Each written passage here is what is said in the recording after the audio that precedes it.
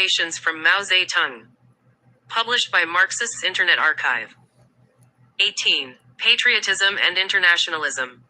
Can a communist, who is an internationalist, at the same time be a patriot? We hold that he not only can be but also must be.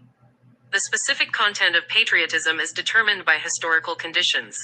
There is the patriotism of the Japanese aggressors and of Hitler, and there is our patriotism. Communists must resolutely oppose that patriotism of the Japanese aggressors and of Hitler. The communists of Japan and Germany are defeatists with regard to the wars being waged by their countries. To bring about the defeat of the Japanese aggressors and of Hitler by every possible means is in the interests of the Japanese and the German people, and the more complete the defeat the better. For the wars launched by the Japanese aggressors and Hitler are harming the people at home as well as the people of the world. China's case, however, is different, because she is the victim of aggression. Chinese communists must therefore combine patriotism with internationalism. We are at once internationalists and patriots, and our slogan is, fight to defend the motherland against the aggressors.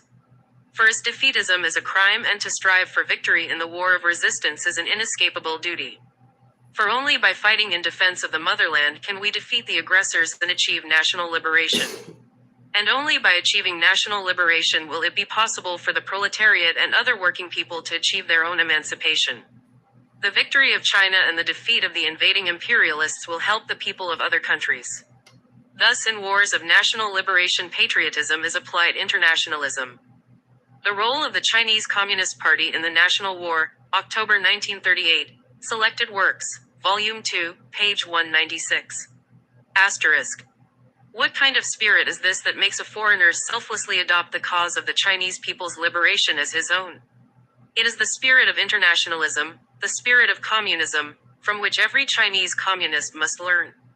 We must unite with the proletariat of all the capitalist countries, with the proletariat of Japan, Britain, the United States, Germany, Italy and all other capitalist countries, before it is possible to overthrow imperialism, to liberate our nation and people, and to liberate the other nations and peoples of the world. This is our internationalism, the internationalism with which we oppose both narrow nationalism and narrow patriotism. In the fight for complete liberation, the oppressed people rely first of all on their own struggle and then, and only then, on international assistance. The people who have triumphed in their own revolution should help those still struggling for liberation. This is our internationalist duty. The socialist countries are states of an entirely new type in which the exploiting classes have been overthrown and the working people are in power. The principle of integrating internationalism with patriotism is practiced in the relations between these countries. Common interests and common ideals closely bind us. Speech at the meeting of the Supreme Soviet of the USSR in celebration of the 40th anniversary of the Great October Socialist Revolution, November 6, 1957. The people of the countries in the socialist camp should unite. The people of the countries in Asia, Africa and Latin America should unite. The people of all the continents should unite. All peace-loving countries should unite. And all countries subjected to U.S. aggression, control, intervention or bullying should unite. And so form the broadest united front to oppose the U.S. imperialist policies of aggression and war and to defend world peace. Statement supporting the Panamanian people's just patriotic struggle against U.S. imperialism, January 12, 1964. People of the world, unite and defeat the U.S. aggressors and all their lackeys, 2nd ed., page 9. Things develop ceaselessly. It is only 45 years since the revolution of 1911, but the face of China has completely changed. In another 45 years, that is, in the year 2001, or the beginning of the 21st century, China will have undergone an even greater change. She will have become a powerful socialist industrial country. And that is as it should be. China is a land with an area of 9,600,000 square kilometers and a population of 600 million people. And she ought to have made a greater contribution to humanity.